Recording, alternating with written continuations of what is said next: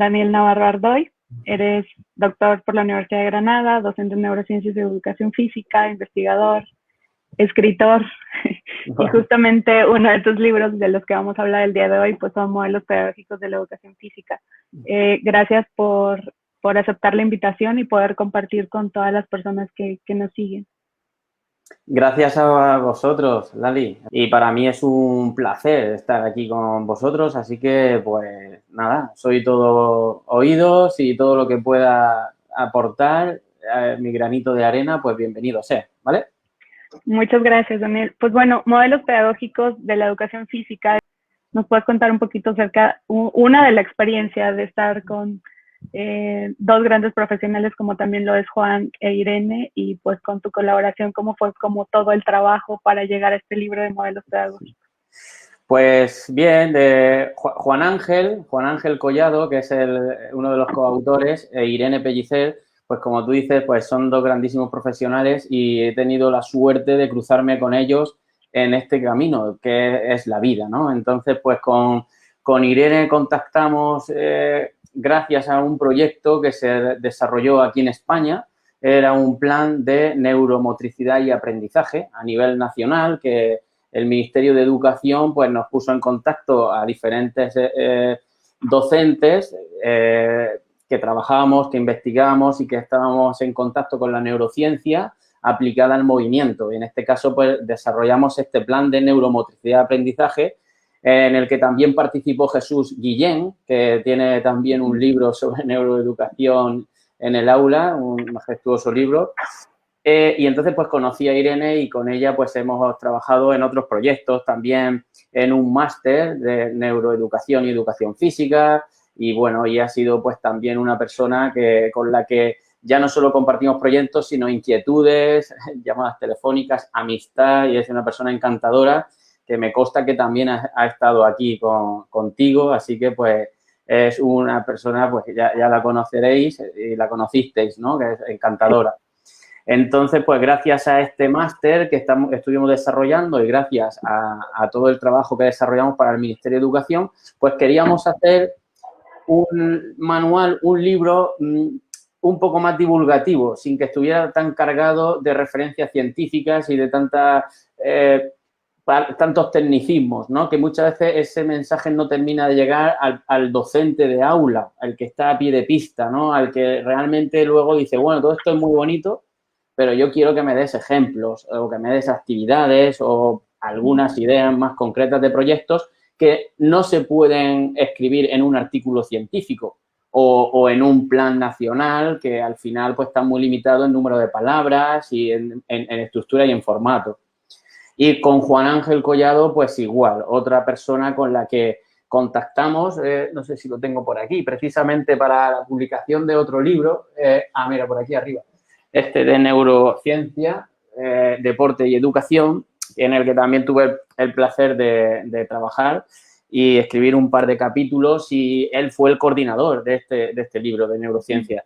Entonces, a partir de ese libro, pues igual, fue como otro flechazo profesional, como digo yo, ¿no? Están los flechazos de amor y el flechazo a nivel profesional, y con él pues también estamos trabajando en otros proyectos. Sin ir más lejos, ahora pues estamos con oposiciones con cerebro, OPOSPIL, estamos haciendo también unas formaciones a nivel nacional y creo que pues al final pues das con esas personas.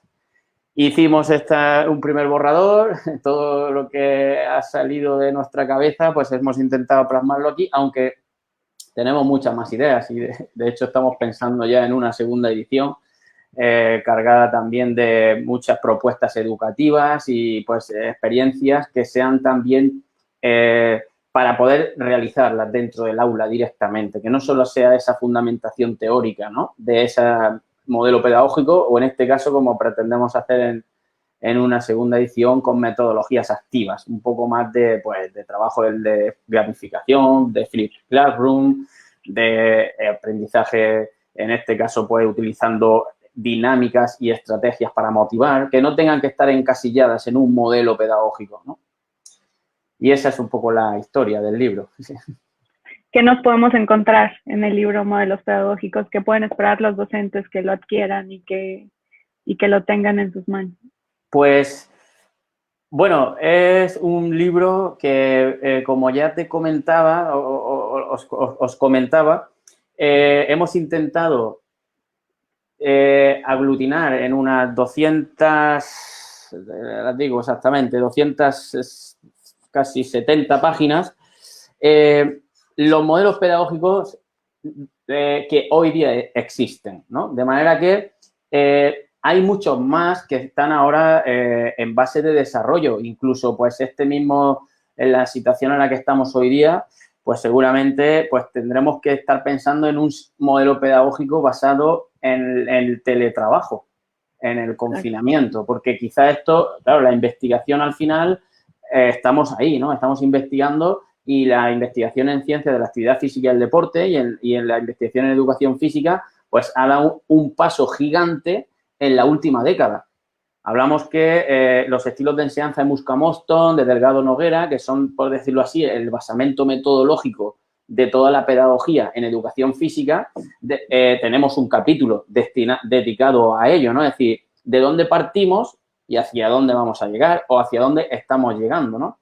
De manera que en el primer capítulo hacemos esa conceptualización de estilos de enseñanza basados en lo que ya había.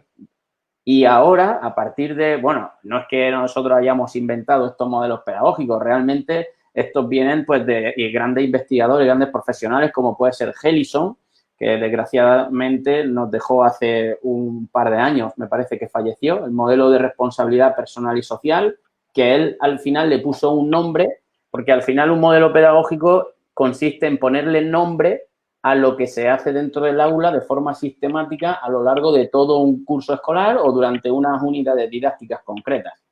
De manera que para que se etiquete o se catalogue como modelo pedagógico debe de tener una estructura fundamentada y también que haya una investigación y una literatura científica detrás de ese modelo. O sea, quiere decir que el modelo de Lali Torres a lo mejor también se pone y se investiga y es tu forma de dar clase y dentro de 20 años, pues a lo mejor existe un modelo pedagógico basado en la metodología que emplea un docente concreto y eso pues lleva a obtener unos resultados y efectivamente a demostrar que ese modelo es efectivo y que es muy válido para lo que se ha creado.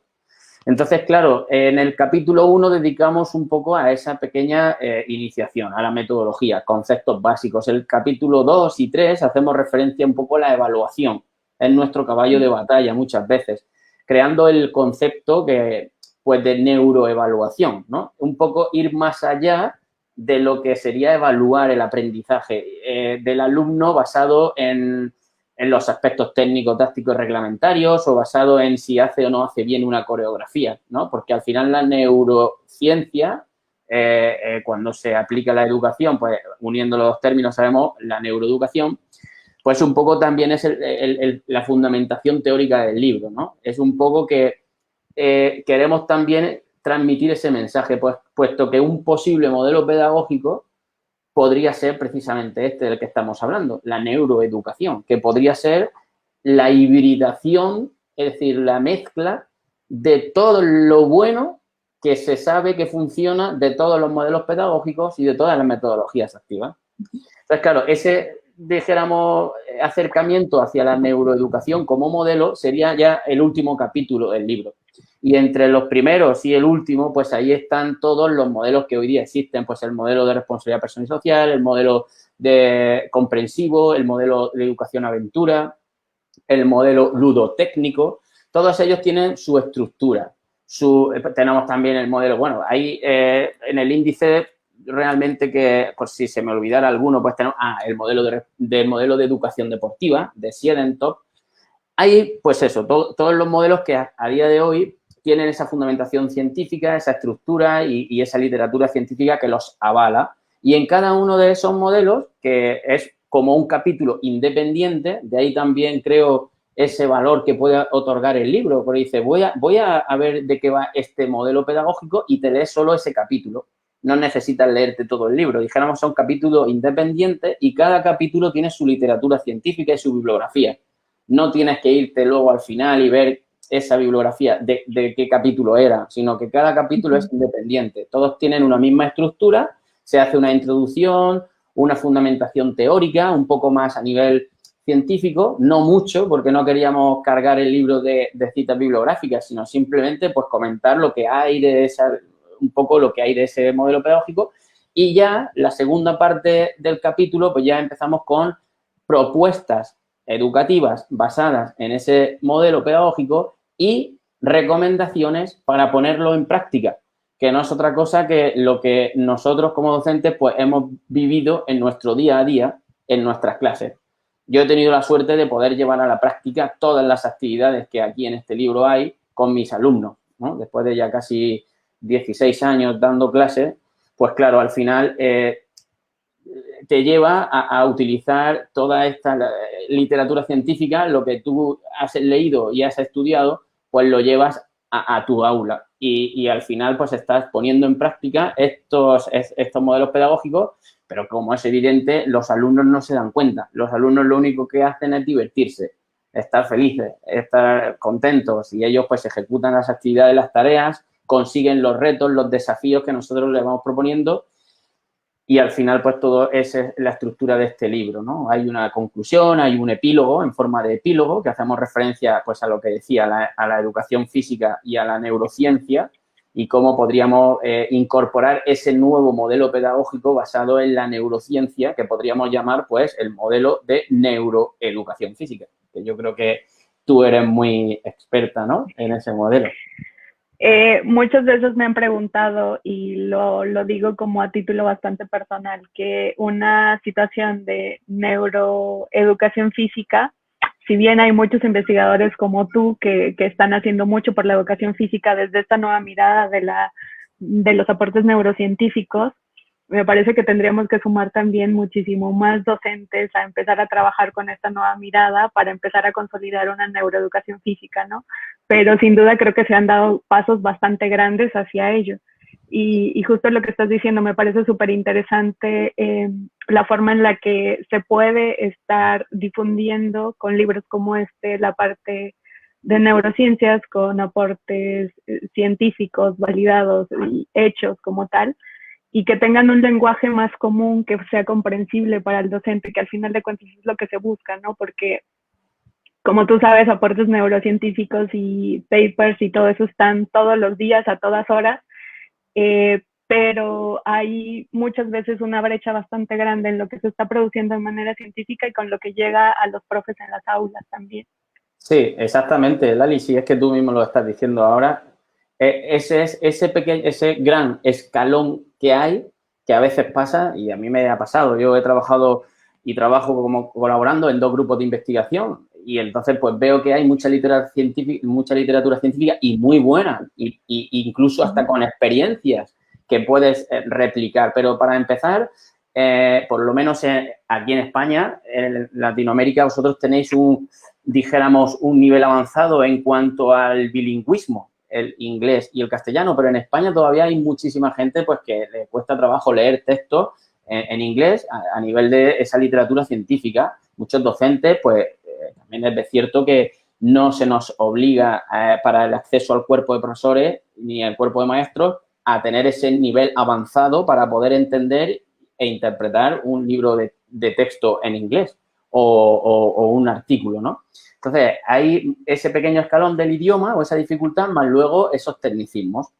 Entonces, precisamente es lo que queríamos. Además, en el libro ya no solo hemos incorporado texto, hemos incorporado también, pues, incluso muchísimas clases, muchísimas infografías que van con códigos, no sé si se ve por aquí, van con códigos QR, donde el lector pues, puede directamente con el móvil pues ampliar información. Pues aquí tenemos, bueno, estoy abriendo las páginas al azar, pero en todos los capítulos hay como la posibilidad de ampliar esa información para ver en directo la clase con los alumnos o las actividades o una explicación o una ampliación que muchas veces se agradece, ¿no? Que a la hora de escribir un libro, pues dice, hay mucha información que me dejo ahí, que me gustaría que estuviera, que realmente es la actividad de enseñanza-aprendizaje, tal cual explicada. muchas de estas clases o de estas actividades están subidas en nuestro canal o en mi canal de YouTube o en nuestro canal de Opospil.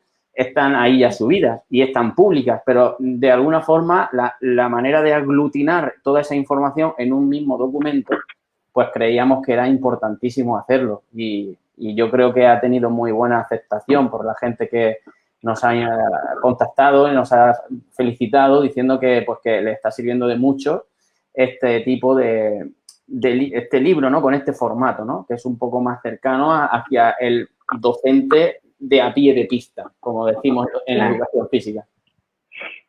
Hay una pregunta, me dice Cristian que si en el libro habla sobre las diferencias en el aprendizaje basado en problemas y estilos de enseñanza, resolución de problemas.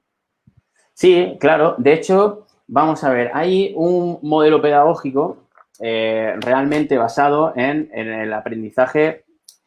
Tenemos que distinguir primero dos cosas, y es que este libro está basado en modelos pedagógicos, no en metodologías activas, porque para que entendamos la diferencia, hay el primer capítulo del que hablaba de lo que es la conceptualización de la educación física y los conceptos, estilos de enseñanza, pues tendríamos que empezar a distinguir ahí lo que sería metodología activa y lo que sería modelo pedagógico.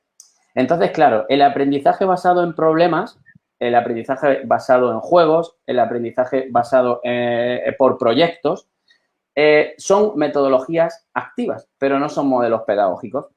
Tenemos, por ejemplo, algunos modelos pedagógicos como el aprendizaje cooperativo, que podría convertirse en metodología activa o modelo pedagógico, dependiendo de cómo lo implementemos en el aula. Entonces, esto lo explicamos en el primer capítulo. Porque, ¿qué es la diferencia principal? Está explicado.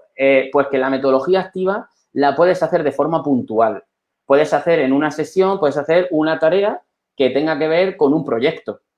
Pero a lo mejor la sesión está estructurada en el modelo de responsabilidad personal y social o en un modelo de educación deportiva o en el modelo de educación aventura o el de modelo comprensivo. Pero hay una tarea o una actividad que la haces para conseguir un producto final o resolver un problema, que es solamente esa pregunta, ese momento, 10 minutos de esa sesión. Entonces, eso es metodología activa. La diferencia entre eso y el modelo pedagógico es que el modelo pedagógico tiene una estructura durante todas las sesiones del curso y tiene como una filosofía. Es como si dijéramos una forma de enseñar que tú vas a realizar siguiendo esas recomendaciones o esa estructura o esos consejos que se dicen en ese modelo, ¿no? O que están escritos.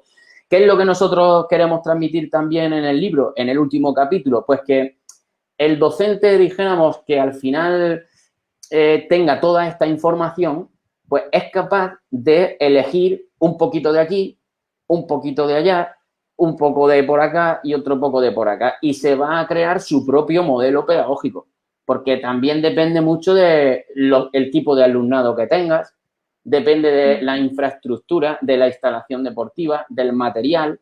Entonces, claro, nosotros aquí al final tenemos una imagen, me gustaría mostrarla, que un poco es como lo que entendemos que debería o hacia donde debería tender la educación, ¿no? O la educación física. Es como un universo en el que la neuroeducación o la neuroeducación física estuviera como si fuera nuestro sistema solar en el centro del sistema y todo lo demás pues serían todas esas metodologías, bueno, en este caso modelos pedagógicos.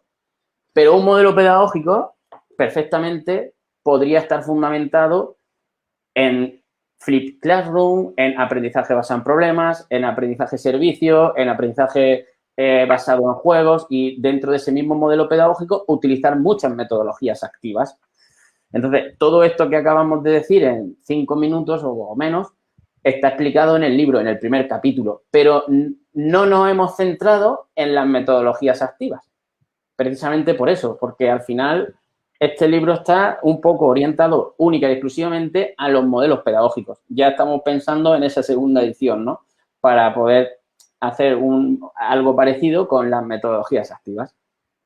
Y que me parece como, creo que un buen punto de partida, porque a partir de entender las metodologías, creo que Lo que decías, la otra parte que decías respecto al contexto también me parece como un punto súper importante que se debe como retomar en todos los centros escolares, ¿no? Que Claro.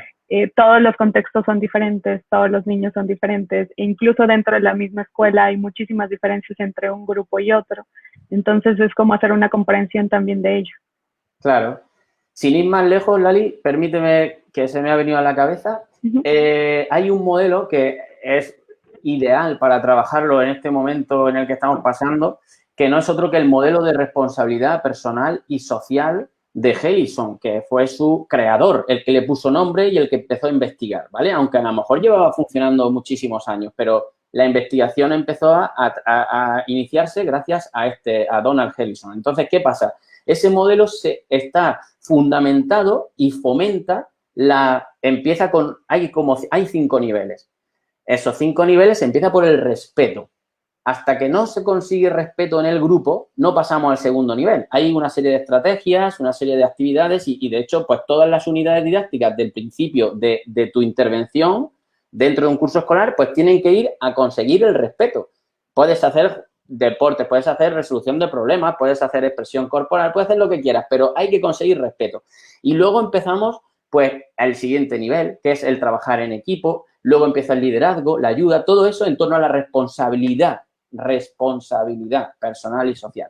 Por ejemplo, en este caso lo estamos viendo. Hay personas pues que no están teniendo esa responsabilidad hacia sí mismo y hacia la sociedad por no llevar mascarilla cuando a lo mejor es obligatorio llevarla, por no pues no están en casa cuando a lo mejor deberían estar y están a lo mejor haciendo unas concentraciones familiares que no deberían hacerla. Entonces, ese trabajo es fundamental hacerlo desde el aula. Y esto, pues, en grupos conflictivos es donde más, dijéramos, sentido tiene aplicar este modelo de Helison. Pero, ¿por qué no se puede trabajar en grupos que no son conflictivos? Son grupos, si estamos viendo que la sociedad en general le falta ese nivel de responsabilidad. Entonces, claro, dependiendo de lo que quieras conseguir, pues ahí te vas a ir hacia un modelo o hacia otro. En el modelo de educación deportiva, me viene a la cabeza, está creado fundamentalmente para la adquisición de la técnica de los deportes y sobre todo de los deportes colectivos, porque ahí hay un rol que van adquiriendo los alumnos y lo conoces, pues básicamente pues, consiste en eso, el rol de jugador, pero también tiene el rol de entrenador, de analista, estadístico, de árbitro, de periodista, de fotógrafo, de cámara y ya vas tú trabajando en la misma unidad didáctica diferentes roles. ¿Tiene sentido trabajar ese modelo en expresión corporal? Se puede hacer. De hecho, hay algunas experiencias publicadas, pero tiene como más sentido hacerlo en deportes colectivos.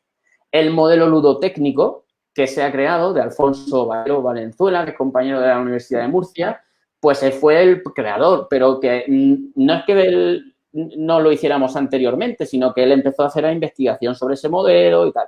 Fundamentalmente ese modelo se utiliza para enseñar la técnica del atletismo, porque el atletismo tradicionalmente se enseñó de forma muy analítica, de mucha instrucción directa. Entonces, introduce el concepto de juegos adaptados para enseñar la técnica, realizando un juego de persecución en un aro dibujado en el suelo y para poder entrar en ese aro y que no sea pillado, estoy poniendo un ejemplo, pues tienes que hacer el triple paso antes del salto de altura. Estás enseñando el salto de altura, pero el niño está jugando a un juego de persecución. Ese modelo en concreto se inicia en todas las clases con una pregunta desafío. Y esa pregunta desafío, el alumno al final de la clase es como que todas las actividades van en torno a resolver esa pregunta. Pues, por ejemplo, la pregunta puede ser, ¿por qué en una carrera de relevos en atletismo el testigo se inicia en la mano derecha del corredor y no en la mano izquierda?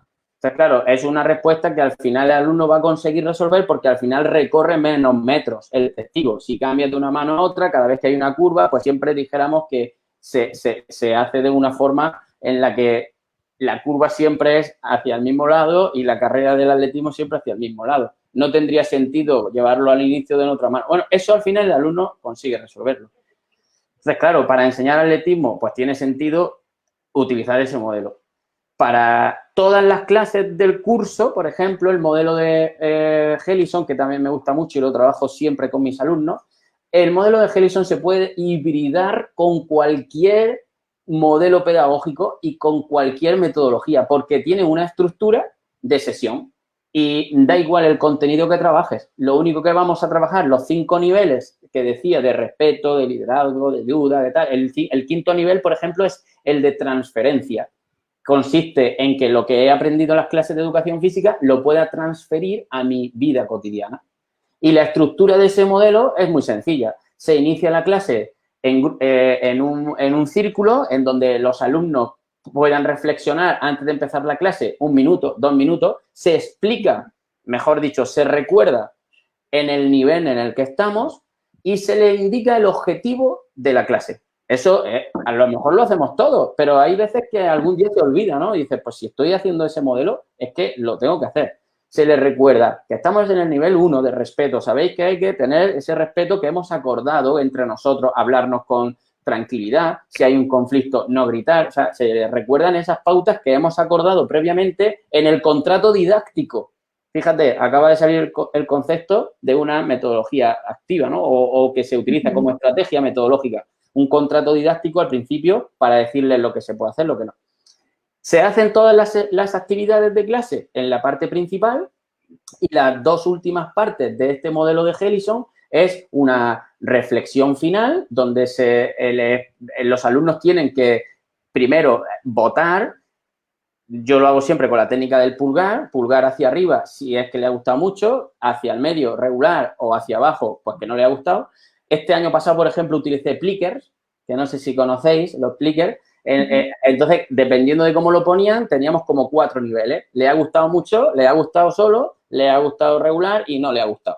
Entonces, se evalúa las actividades de la clase. Es un feedback. Todos los días de tu intervención didáctica, los mejores miembros de un tribunal, que son tus propios alumnos, te están evaluando si les ha gustado tu clase o no. Y además, luego ellos se tienen que autoevaluar. Si han conseguido el objetivo que tú le has dicho al principio, hoy vamos a aprender a botar el balón en baloncesto y proteger. Ya está, objetivo concreto, claro, pues al final ellos mismos se están autoevaluando si han conseguido ese nivel y se autoevalúan también el nivel que estamos trabajando.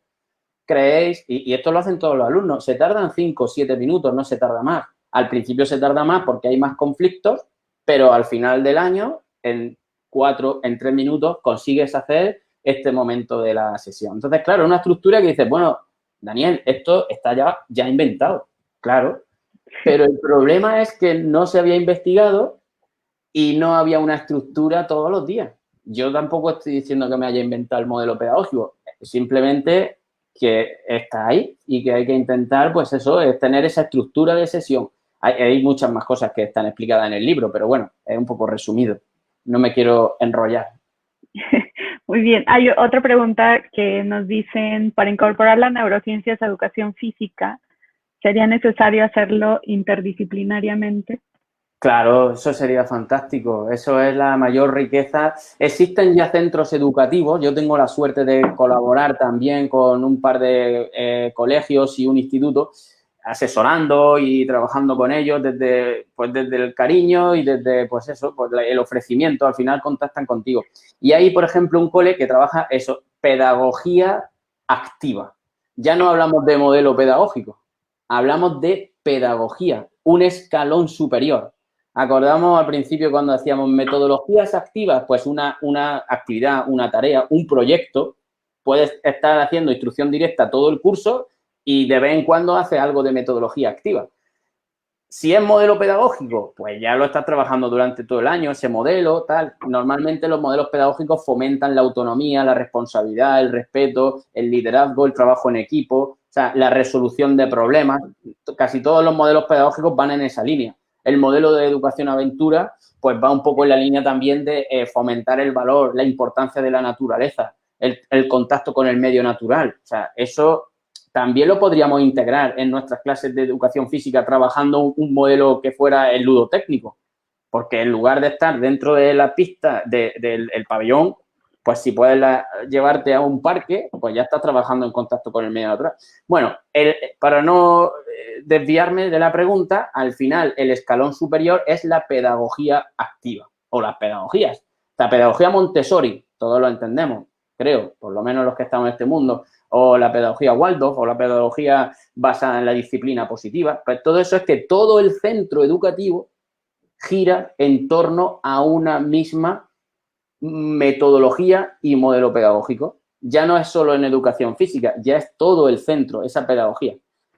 Antes de llegar a esa pedagogía están las actividades interdisciplinares, que también se pueden hacer. Un proyecto interdisciplinar en el que trabaja pues 2 o 3 departamentos, si es instituto. En España se llama departamento a lo que serían las áreas o las materias que aglutinan una misma temática. El departamento de geografía, pues está geografía, está historia, creo que no hay más asignaturas ahí, pero bueno, el caso es que trabaja con varios compañeros del centro. Pero lo que ya sería fantástico es que el proyecto educativo de centro y el plan estratégico de centro, eso normalmente lo redactan, lo escriben, lo presentan el equipo directivo. Si el equipo directivo está ahí también, al final podemos hasta cambiar la arquitectura de nuestro centro educativo. Ahí entra el concepto ya de la neuroarquitectura.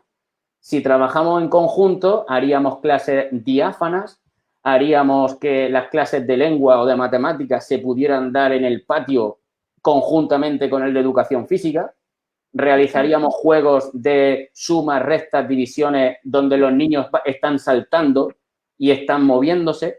Eso es neuroeducación, desde un nivel superior al que sería implementarlo en una única asignatura. Entonces, este mensaje es brutal para los docentes. Claro, en este caso, cuando tú estás en tu aula y estás con tu alumno en educación física, no puedes llegar hasta allá arriba. Pero si eres un equipo directivo y tienes esa visión de docencia pensando en el cerebro de los niños y no en el cerebro de los profesores, porque ese también es muchas veces lo que se hace, se organiza el horario del centro pensando, pues, este profesor me ha pedido reducción a primera hora porque tiene que cuidar a su hijo, porque no sé qué, porque... Claro, cuando sabemos que lo ideal sería que las clases de educación física estuvieran a primera hora del día para activar el cerebro, precisamente. Sabemos por la neurociencia que cuando se activa el cerebro a nivel motriz, pues existe una serie de beneficios, mejora la atención, mejora la concentración, se genera mayor cantidad de BNF, neurotransmisores que tienen que ver con el bienestar, oxitocina, serotonina, dopamina, o sea, todo eso hace que el niño esté más atento o por lo menos que su cerebro esté predispuesto con mayor potencial a la siguiente clase, que si viene directamente de su casa sin casi haberse aseado, que algunos niños ni desayunan y entran en una clase de lengua o matemáticas. A mí me hace mucha gracia cuando mis compañeros de lengua, de matemáticas, de asignaturas que realmente requieren a veces más concentración, ¿no?, que educación física, dicen, yo es que prefiero la clase de primera hora porque los alumnos están más atentos. Y yo les digo con cariño, ¿no? Porque no intento no... con respeto, sugiriendo, no intento tampoco ser así, en este caso, pues, imponerle a nadie o no, si lo que pasa es que los niños vienen dormidos. Si es que en tu clase hablan menos cuando están a primera hora porque vienen dormidos de casa. Y efectivamente es que hay estudios que, en el caso de los adolescentes, tienen un ciclo circadiano que hasta media mañana es como que su cerebro no está activo. Deberíamos empezar las clases incluso más tarde. Eso también habría que decírselo hasta a nivel de los políticos, ¿no? Es decir, en la edad de la adolescencia, las clases empezarlas a las 8 de la mañana, en el caso de España, es pensar en el adulto, porque a las 8 de la mañana el adulto sí está acostumbrado a esa hora, pero el adolescente tiene un ciclo que se activa su cerebro más tarde. Es más nocturno, ¿no? Los niños en adolescencia, ¿no? En la infancia, pues no habría problema. ¿Qué pasaría y qué aconsejarías en los centros escolares o los docentes que tienen que trabajar hasta cierta forma en solitario la clase de educación física sin este trabajo interdisciplinario? Porque todavía en muchos centros no se ha entendido la necesidad de colaborar y lo que puede aportar la educación física a los contenidos que se trabajan en aula, ¿no? ¿Cuáles serían como tus consejos hacia esa práctica? Pues bueno, realmente al final, como la ciencia está ahí, la neurociencia ha entrado con mucha fuerza en el mundo de la educación. Y al final estamos estudiando mucho el cerebro y el comportamiento humano gracias a la neuroimagen, que esto no lleva más de 20 años o incluso a lo mejor ni llega. O sea, cómo a través de la resonancia magnética o el electroencefalograma podemos ver perfectamente cómo funciona nuestro cerebro realizando tareas. Hay ya máquinas incluso que están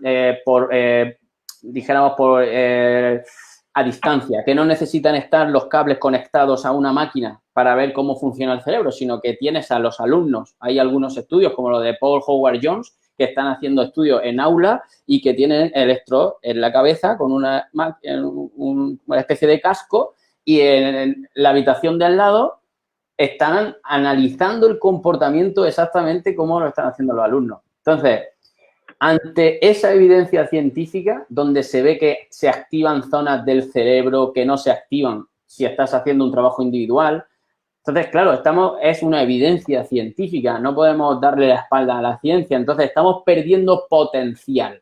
Si queremos hacer personas que al final la sociedad evolucionen, pues que creen puestos de trabajo, que resuelvan problemas en la vida, que trabajen en equipo. No hay trabajos hoy día que yo conozca, de hecho, todas las empresas más potentes a nivel mundial, las capacidades que más se valoran no son el número de máster que tienen, son la capacidad de resolver un problema, trabajo en equipo, habilidades sociales, todo lo que se considera liderazgo, todo eso se está ya en la búsqueda de personal en las empresas, se está trabajando. De hecho, hay empresas que hacen incluso un escape room, ¿no?, a sus aspirantes para ver cómo resuelven esas cuestiones y quedarse, pues, al final con él o la que ejerce más de líder o que tiene un diálogo más. Entonces, al final, los puestos de trabajo, eso pasa ahí también. Ya hay muchísima gente, expertos en pedagogía, psicólogos, gente experta en empresas,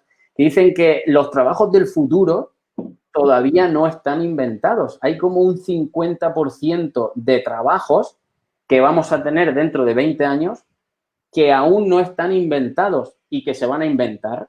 De hecho, está pasando con las nuevas tecnologías, con la incorporación de todo lo que serían las TIC y las TAC y todo lo que es el boom a nivel de tecnología de la información y comunicación, está haciendo que se vayan creando nuevos puestos de trabajo. Hace unos años no entendíamos cómo podría haber una persona llevando las redes sociales a otra. Y hoy día en cualquier empresa o cualquier persona, político, tiene un community manager a su lado, ¿no? Es decir, estos son puestos de trabajo que se están creando. Y si no hacemos este tipo de metodologías, no solo en educación física, sino en todas las áreas, estamos perdiendo potencial. Pero es como decir, el 100% del cerebro no se sabe. No se sabe cuál sería nuestro 100%. No lo podemos saber. ¿Por qué? Porque sería como hacer un estudio intrasujeto y decir, tú vive tu vida con una metodología normal y vive ahora tu vida otra vez con esas metodologías activas. No puede. Entonces, claro, depende mucho del contexto, depende de la familia también. Desde que nace un niño, una niña, hablo en masculino neutro para no sesgar, para que así no estemos todo el tiempo niños, niñas, alumnos, alumnas, pero cuando nace una persona, desde que está ya en la barriga de la madre, ya sabemos que hay influencias en esa plasticidad cerebral y en ese cambio estructural. Hay estructuras del cerebro que sabemos que tienen mayor volumen dependiendo de, por ejemplo, de su nivel de condición física. Si las personas se mueven más, se mueven menos, pero claro, también influye el que hayan tenido en contacto con la música, tocar un instrumento musical, tener un aprendizaje.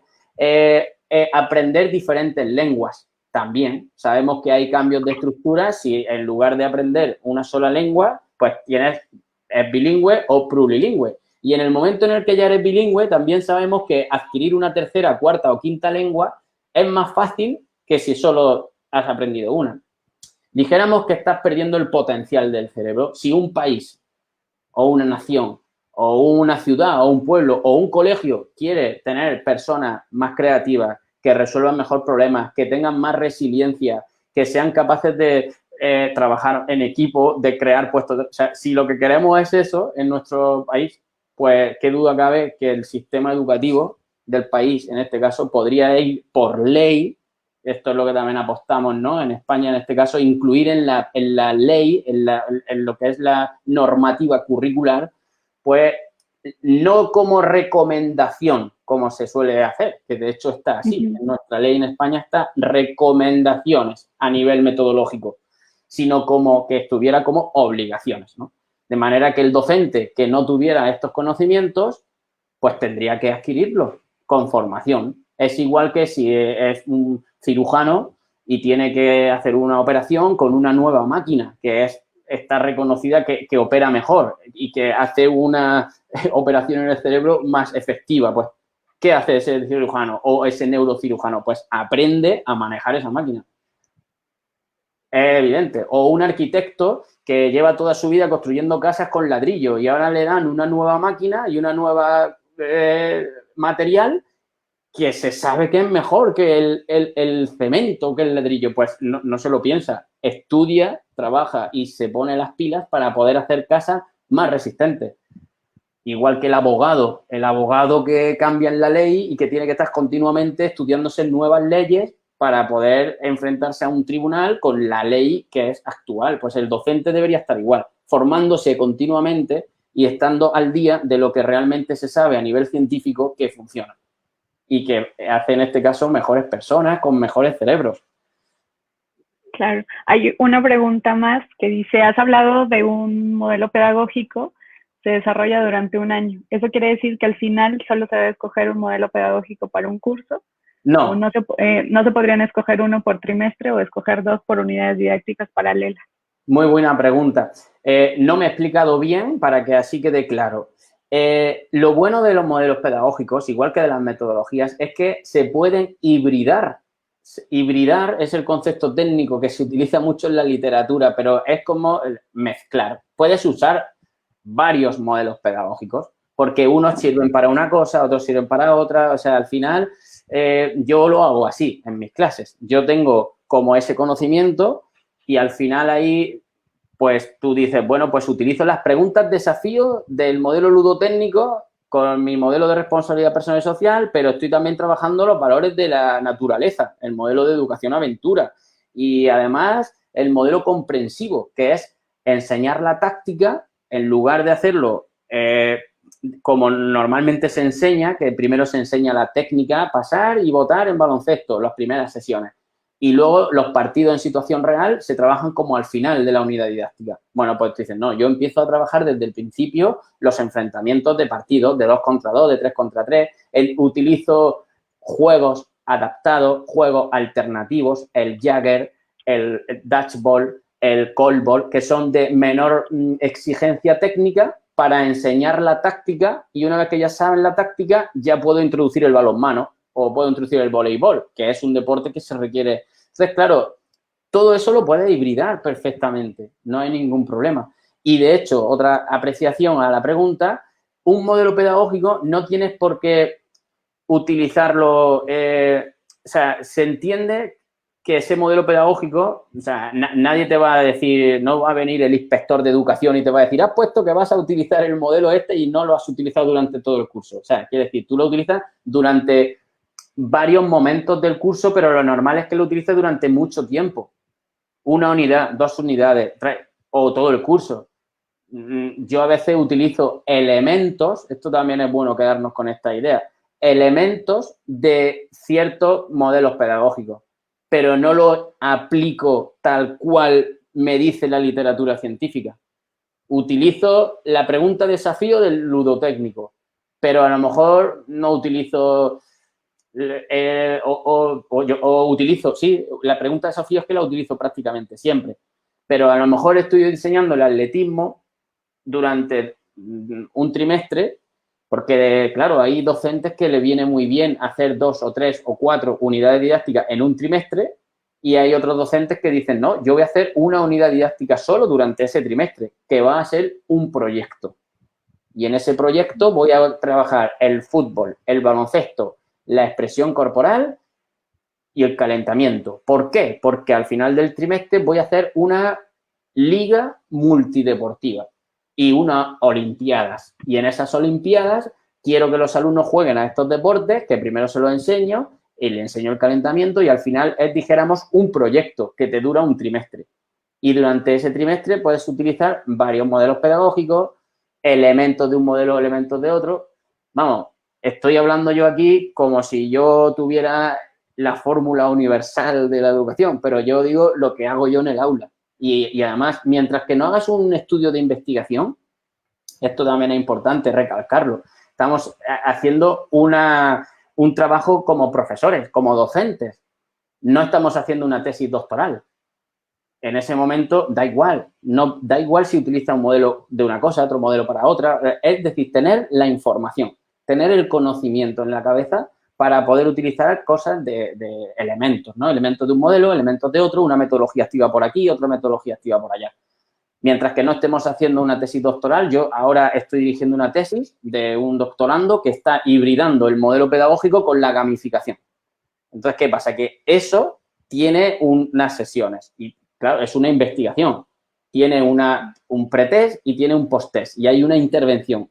Y esa intervención está totalmente estructurada. En todas las sesiones sabemos lo que se va a hacer, se están grabando las sesiones, todo eso es una investigación. Ahí, pues claro, tendrías que estar sí o sí con lo que estás investigando, no puedes cambiar. Se puede decir entonces que dentro del libro de modelos pedagógicos, el punto medular y lo aprender y comprender sería el funcionamiento del cerebro para saber qué metodología necesito ocupar dentro de la lectura contextual que también vaya teniendo en los centros en los que trabajo para empezar a trabajarlos, ¿no? Claro, es así. Es como conocer un idioma a fondo y te vas a una estancia en el extranjero y dices, pues dependiendo de quién me esté hablando, en qué idioma, pues yo utilizo un lenguaje, utilizo otro. Yo he tenido esa experiencia, me ha venido eso a la cabeza, ¿no? Estuve en una estancia en Estocolmo y allí había grupos de investigación de investigadores de todos los países del mundo. Claro, todos hablábamos en inglés, claro, pero si cada uno hubiéramos sabido el idioma del otro, pues si había alguien de la India, pues hablabas con su idioma, hablabas de Finlandia, de Estonia, o sea, al final te comunican mejor con tu lengua. Pues tu casa de trabajo, que es tu aula, tu docencia, tus alumnos, dependiendo, como tú muy bien has dicho, del contexto, del tipo de alumno, de lo que vayas a querer enseñar, pues al final vas a utilizar un modelo, otro, una metodología, otra, o elementos de una con otra y lo vamos a hibridar. Que eso es, yo creo que eso casi todos los docentes coincidimos, que no hay una fórmula universal, no hay una varita mágica y no hay una metodología que diga, esta es la mejor. Y esto no, porque tus alumnos nunca van a ser igual que los míos, ni el contexto, ¿vale? Dani, acabas de tocar un tema con el que me gustaría cerrar porque sé que lo manejas muy bien también y es la gamificación. Es un concepto, si lo vemos como la palabra de manera conceptual, que se ha diversificado mucho dentro de la educación física, ¿no? Pero quisiera que nos contaras un poquito, ¿qué es gamificación? Bueno, al final la gamificación es lo que también hablábamos antes, se le ha puesto ese nombre y ese nombre es acertado, se le puede llamar ludificación y de alguna forma a una estructura de proceso en el que vas a enseñar algo y en este caso o que quieres conseguir un cambio en el comportamiento de alguien. Entonces, es una estrategia para motivar hacia ese cambio, una estrategia de motivación. Y ya se la ha incorporado, pues como hemos hablado, pues como metodología activa. Claro, no tienes por qué gamificar todo un curso o toda una unidad didáctica. Puedes gamificar ciertas actividades, proyectos, tal. Y, claro, lo podemos convertir en modelo pedagógico siempre y cuando tengamos claro que voy a estructurar toda mi programación basada en esos elementos que según los expertos, yo no me gusta incluirme en estos términos de experto, porque yo al final no soy experto en nada, pero leo de mucho y a mí esto pues como que me gusta más, ¿no? Ese concepto. Entonces, pues hay muchos expertos como Isaac Pérez, que es muy amigo mío, experto en gamificación, este sí es de los grandes expertos, pues Carlos Chamorro, Tristán González, hay muchísimos, hay ya también muchos libros publicados, hay literatura científica también, porque lo que le pasaba a la gente de la gamificación o a esas personas que gamificábamos, yo llevo muchos años gamificando mis clases, pero era que no escribíamos o no investigábamos, mejor dicho. Yo no tenía el acceso de decir, voy a hacer una investigación totalmente siguiendo un método científico. Claro, tú puedes investigar y decir luego a tus alumnos, ¿te lo has pasado bien o mal? Claro, te van a decir que bien y mejor. Pero lo que se trata en la investigación es tener un grupo control, un grupo experimental, intentar que las condiciones sean las mismas o similares y que realmente se vea luego un cambio real, porque tú no sabes si el niño o la niña en su casa está comiendo bien, mal o regular porque no los ves. Si quieres enseñar, por ejemplo, hábitos de alimentación saludable. Pero bueno, hay ya trabajos de investigación. Entonces, los elementos que los expertos se han puesto de acuerdo, de alguna forma, para saber o decir qué es gamificación, es que haya una narrativa. Una narrativa. No es aprendizaje basado en juego, es diferente.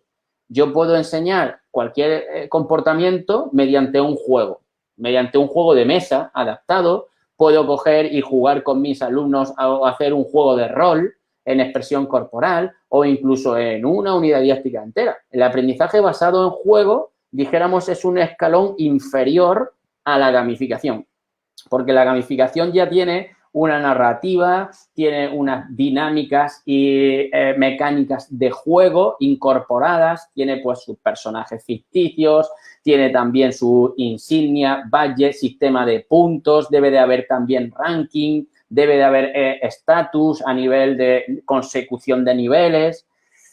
Todo esto, claro, también tiene que haber unos objetivos claros, un objetivo a nivel, como yo suelo comentar siempre, un objetivo didáctico, que ese objetivo al alumno le da igual, el alumno aprender a desayunar correctamente. A mí ese alumno no se motiva, ¿verdad? Con eso, pero si le digo salvaguardar la salud mundial, ya el alumno dice, ostras, ¿esto qué es? ¿Algo puedo hacer yo? ¿Seguro? Claro, pues para empezar vamos a mejorar nuestra salud en casa, vamos a trabajar mucho las metodologías activas. ¿Es necesario dominar las TIC para gamificar? No, pero ayuda mucho a hacer unos trailers, es decir, generar curiosidad es fundamental. De hecho, la curiosidad, lo dice la neurociencia, ¿no? Que también hay ya mucho investigado, generar curiosidad abre la puerta de la atención. Y si no hay curiosidad, no hay atención. Entonces, si tú generas curiosidad a través de esos procesos de gamificación donde al principio pues estás introduciendo la narrativa, el alumnado tiene curiosidad de saber qué está pasando. No es lo ¿Cuáles mismo. ¿Cuáles serían entonces como los matices o los aportes que puede tener la neurociencia que se están haciendo presentes en la gamificación? Yo creo que todos, Lali. O sea, dijéramos que todos los elementos de la gamificación, la neurociencia con otros términos, pero lo está avalando. El aprendizaje, por ejemplo, el aprendizaje cooperativo en la gamificación, no tiene por qué haber retos todo el tiempo cooperativos o descifrar un enigma, desafíos, no tienen por qué ser cooperativos, pero la mayor parte de la gamificación siempre se suele hacer en equipo. Puedes también hacer retos individuales, pero casi siempre, casi todas las propuestas de gamificación se suele decir, y además pues es una de las recomendaciones, que los retos, desafíos que sean en equipo, es decir, mediante aprendizaje cooperativo, que no es igual. No es igual hacer un trabajo en grupo o trabajo en equipo en el que hay 5 alumnos y a lo mejor uno hace todo y los otros 4 se benefician de la nota, que hacer el aprendizaje cooperativo. Por eso es importante en el modelo pedagógico, en el libro de modelos pedagógicos, lo explicamos, las diferencias. Entonces, claro, también dice la neurociencia, generar curiosidad es fundamental para poder conseguir la atención. En la gamificación hay curiosidad. El juego como herramienta metodológica como herramienta, estrategia de enseñanza. Es buenísimo para el aprendizaje. Pues la gamificación no es que tenga juego, es que es un juego. Es un juego. O sea que luego la creación de una narrativa, que esto también es importante como consejo o recomendación. Esa narrativa no puede ser la que le guste al docente. Tiene que ser la que le guste al alumno. Porque, claro, hay que pensar como recomendación. Yo no puedo decir, voy a gamificar mis clases con los Juegos Olímpicos. Yo este ejemplo lo pongo mucho. Pues quizá yo cuando era estudiante sí me motivaba mucho los Juegos Olímpicos. Pero hoy día los alumnos cada vez les gusta menos hacer deporte, por desgracia. Tienen ocio sedentario. Y los Juegos Olímpicos están ahí, pero es cada 4 años y los alumnos no se motivan con este tipo de narrativas. Al final es observar qué les gusta a los alumnos. Pues el juego que esté de moda, la película, la serie. Esto también, por ejemplo, Isaac Pérez le denomina gamificción, haciendo ese juego de palabras, cuando la narrativa tiene que ver con películas de ciencia ficción o con series o con, pues normalmente, pues, Star Wars, películas que estén de moda, ¿no? Yo, pues, Stranger Things, la serie esta de Netflix, que también está de moda, o, no sé, ahora mismo te puedo decir, pues, Superman, se han hecho superhéroes, Marvel, todas estas cosas que a los alumnos, como dice mi amigo Chema Lázaro, pues como que son conceptos y cosas que le ponen al cerebro, ¿no? Que activan al cerebro. Hay mucho de sorpresa. La neurociencia dice pues que la sorpresa también al cerebro le viene fantástico, ¿no? Disonancias cognitivas. Es decir, romperle el esquema a una persona. Uno llega a clase de educación física y dice, pues yo voy a hacer deporte allí, pero realmente cuando llega y encuentra una caja con un candado y le dice, chicos, cuidado que como esa caja consigáis abrirla, pues vais a tener todos una recompensa de lo que sea. Si es que al final los alumnos se motivan por cualquier cosa. Pues eso hace que los alumnos ya estén como más motivados, ¿no? Más predispuestos. Y al final vas a hacer actividades deportivas en torno a conseguir resolver, por ejemplo, un circuito de habilidad. Y si todo el equipo lo resuelve, le vas a dar un número. Y ese número va a ser válido para llevarlo a un diagrama. Y ese diagrama al final le va a dar una clave para abrir el candado.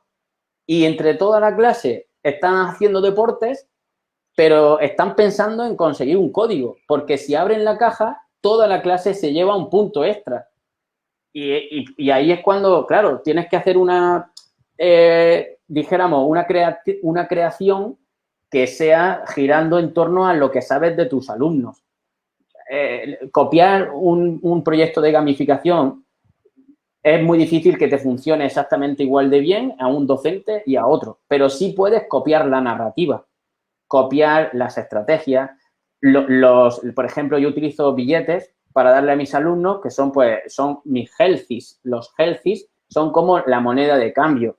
Cuanto más healthies tengas, pues más nota vas a conseguir en ciertos apartados, ¿no? De los objetivos que tengo que calificar. Después, esos healthies están publicados en nuestra página. Por ejemplo, en la página de El Enigma de Senet, es la tesis doctoral que yo antes comentaba, de David Melero, uno de mis doctorandos. Ahí tenemos publicado materiales didácticos. Pues, ¿por qué no? Si está público, ¿por qué no voy a utilizar yo ese material que ya ha hecho un compañero y yo lo hago igualmente? Un healthy, pues un billete. Tenemos healthy de 100, de 1000, de 50. Tú ya puedes jugar con eso. El hecho de dar puntos, que también quiero puntualizarlo, dar cartas o dar puntos o dar insignias o badges a un alumno por conseguir un reto, eso no es gamificación. Ahí tenemos que tener muy claro.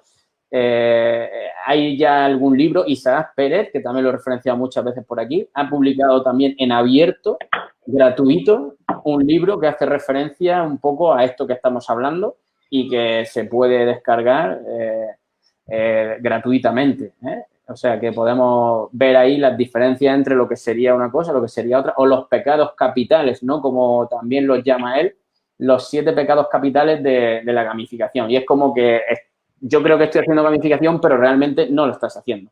Pero bueno, estás cogiendo elementos de la gamificación. Eso también es bueno. Yo creo que al final tenemos que darnos con ese mensaje.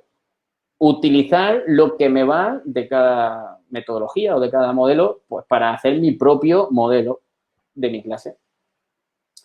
Bueno, Daniel, yo quisiera seguir platicando todas las horas que nos permitieras, pero vamos a ya ir cerrando. Y me gustaría que para terminar también, ¿cómo comenzar mi primera gamificación? Pues también me lo han preguntado muchas veces y la verdad yo soy muy práctico y muy pragmático y al final es muy sencillo. Lo que acabamos de decir es empezar un poco a jugar dando, por ejemplo, insignias, en lugar de dar un positivo y que lo pongas en un cuaderno y que el alumno no lo tenga tangible, pues es un poco empezar a dar billetes, papeles. Yo empecé con un folio hace 10 años cuando empecé yo con esto, que luego me enteré que se llamaba gamificación. Esto antes no sabíamos cómo se llamaba. Pues cogía un folio y le ponía a mano, le ponía 1, 1, 1, 1, lo rompía ahí en clase y cuando conseguía tirar a canasta correctamente, le daba ese punto. Pues, es decir, pequeñas estrategias muy sencillas, puede empezar ya a trabajar esos elementos. Ahora, consejo que doy como lógico es empezar a ver a otros compañeros, formarse, ver otras narrativas y utilizar esas narrativas, cambiando un poco lo que sería tu contexto, pero puedes utilizar por ejemplo, claro, también es verdad que hay que preguntarle a los alumnos, observarles. Hay algún compañero que le ha preguntado al alumno al inicio de curso, yo nunca lo he hecho en este caso, pero ya lo tengo como idea, hacerlo para el próximo curso que vaya a gamificar, preguntarle de 4 o 5 narrativas cuál es la que más le gustaría realizar.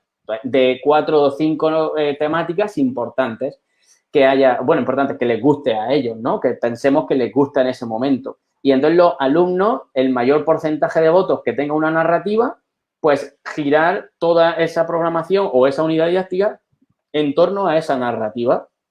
Crear un tráiler, algo sencillo. Hacer un tráiler hoy día con los teléfonos móviles, con los smartphones, hay aplicaciones que te montan el tráiler con 4 o 5 fotos y entonces pues con las propias imágenes de tu alumno en clase, claro, ahí tener cuidado con lo que es la protección de datos, con la imagen, si son menores, si no, pero bueno, al final también es mostrarlo en clase y luego borrarlo. Normalmente también se puede hacer, hay que pedir los permisos pertinentes, pero hacer un tráiler siempre motiva muchísimo al alumnado, con ellos haciendo actividad física en clase.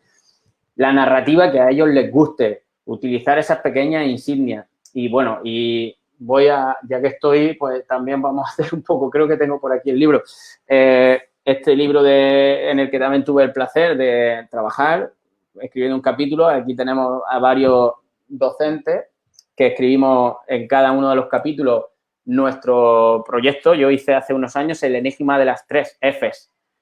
Fortaleza, fidelidad y felicidad. Entonces, al final, un poco trabajaba la educación emocional, la fortaleza era la condición física, la fidelidad el trabajo en equipo. Y al final, pues, hay como 10 retos que superar. Bueno, este es un capítulo, pero hay aquí narrativas brutales. Yo me formaría y copiaría alguna de las narrativas. Este libro, de hecho, ahora vamos a seguramente también pensando en la segunda edición de Gamificar en Educación Física, pues también yo creo que en pocos meses saldrá y lo estoy diciendo también aquí ahora en primicia, pero realmente empezaría por ahí. Y perder el miedo, si es que es como todo en la vida. Esto al final es decir, salir de la zona de confort me va a hacer ser más feliz, porque como decía Albert Einstein, si no estás dispuesto a equivocarte nunca serás creativo. O sea, al final queremos que nuestras clases sean más creativas y al final pues también queremos que los alumnos se diviertan. Y esto es muy importante, la neurociencia también lo ha puesto de manifiesto. La alegría en el aula genera más adhesión al aprendizaje. La adhesión al aprendizaje en educación física no es otra que conseguir que nuestros alumnos se muevan más y tengan mejores hábitos de vida. De manera que si yo me lo paso bien en clase de educación física, voy a hacer más educación física fuera del horario escolar. Y lo que queremos es que en la edad adulta nuestros alumnos no sean sedentarios, sino que les guste moverse. Entonces, tenemos que hacer las clases sí o sí, cuanto más divertidas, mejor. Y aquí, pues, entronco con mis paranoias, como digo yo, que hoy día también estoy trabajando mucho la magia en el aula, la magia educativa. Y, bueno, pues es un poco también decir, a ver, ¿qué puedo ofrecerle a mis alumnos para que se lo pasen mejor? Que ya no es poco, ¿no? Porque ya me ven a mí por el instituto muchas veces y ya dicen, este es el loco de... Pero bueno, que al final es pensar en los alumnos y en lo que a ellos les gusta y ser creativo en las clases, que también es muy importante. Creo que dentro de neurociencias también se ha dicho algo que es como quitarle esa satanización al error, porque básicamente a partir del error es cuando aprendemos y transformamos. Entonces, creo que también sería como un mensaje directamente a los docentes, ¿no? No tener como ese miedo a equivocarse en cuanto a la experiencia que se van generando y haciendo. Claro, Lali, tú lo has dicho, la gamificación está fundamentada en eso también, ¿no? Cuando estamos jugando, no tenemos miedo a equivocarnos porque lo que el juego consiste es que tú lo intentas una y otra vez hasta que lo consigues. De manera que es el aprendizaje, ensayo-error, es que es fundamental. Si yo ya hago exámenes dentro de mi narrativa, de manera que los alumnos no saben qué es un examen, se piensan que es un juego, pero les estoy evaluando y les estoy calificando. Y a los exámenes, a ellos les digo que vamos a jugar a un juego. Y vamos a jugar a un juego que consiste en descifrar una serie de palabras que tienen que ver con esto, con lo otro, con los conceptos de salud y que para poder jugar tienen que entregarme un visual thinking. Pues ya estamos empezando a decir, ostras, yo quiero jugar. Y claro, ¿y eso va a puntuar, profe? Digo, claro, todo lo que hacemos en clase, todo puntúa. Porque, claro, al final tú estás observando comportamiento y ellos todo puntúa. Lo que le dé yo de valor o menos, eso ya luego al principio de curso, pues les da unos criterios de calificación, pero que da igual. Lo importante es que conseguir el aprendizaje.